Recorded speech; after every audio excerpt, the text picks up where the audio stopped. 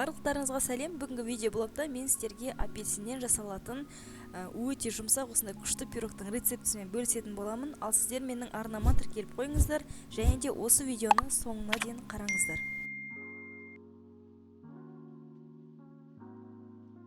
Бізге керекті ингредиенттердің барлығы осылар, мөлшерлерінің барлығын астына жазып кететін боламын. Ал ең алдымен біз осылай жаңағы апельсиндеріміздің бірнеше бөліктерге бөліп, ішіндегі сүйектерін алып тастаймыз.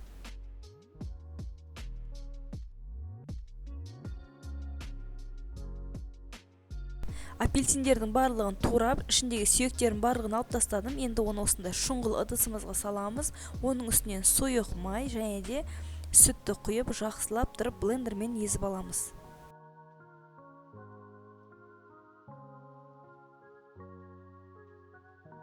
Видеода көріп тұрғандарыңыздай барлығын жақсылап езіп алдым. Осындай сап-сары болып түсі өзгеретін болады.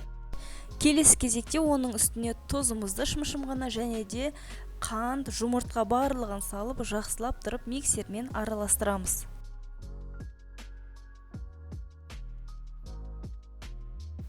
Барлығы бір келкі масса болғаннан кейін оның үстіне ұнымызды салатын боламыз. Ұнымызбен разрыхлительді бірге араластырып аламыз. Одан кейін сұйық қоспамыздың үстіне салып, жақсылап қамырды жасаймыз.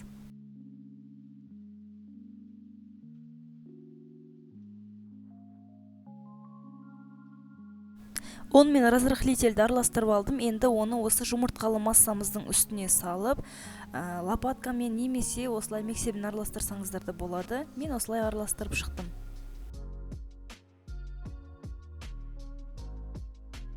Барлығын араластырып болдым. Дәл осылай болып шықты. Енді оны пергамент қағазына осындай қалыптарының ішіне майды жағып, пергамент қағазын қойып, шет жақтарына осылай май жағсаңыздар да болады. Мен осылай шетіне майды жағып, пергамент қағаздарын жабыстырып қойдым. Жаңағы пирогты әдемі алу үшін. Сіздер де осылай жасасаңыздар болады. Енді дайындап болған қамырымызды осы қалыптың ішіне құямыз осылай. Одан кейін қызып тұрған пеште 180 градуста 30-35 минут аралығында пісіреміз. Пирогтың піскен-піспегенін таяқшаның көмегімен шұқып көрсеңіздер болады.